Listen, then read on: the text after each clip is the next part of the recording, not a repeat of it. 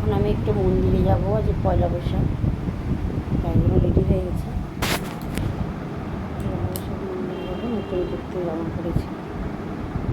এটা আমি কিনেছিলাম বড়বাজার থেকে। কুর্তিটা কেমন হয়েছে জামা, বেশি দাম না, মাত্রটা 200 টাকা দাম।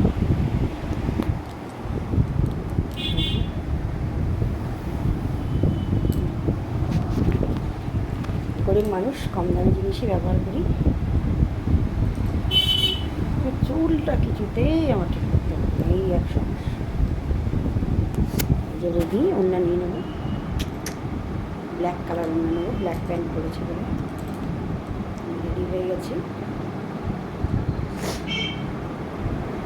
বাজার হয়ে গেছে, এবার বেরোবো মন্দিরের দিকে।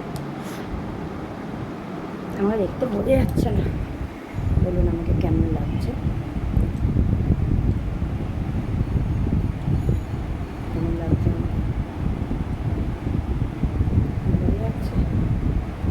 ফিল্টার দিইনি, ফিল্টার দিলে ভালো বোঝা যেত, তাই জন্য একটু কেমন লাগছে।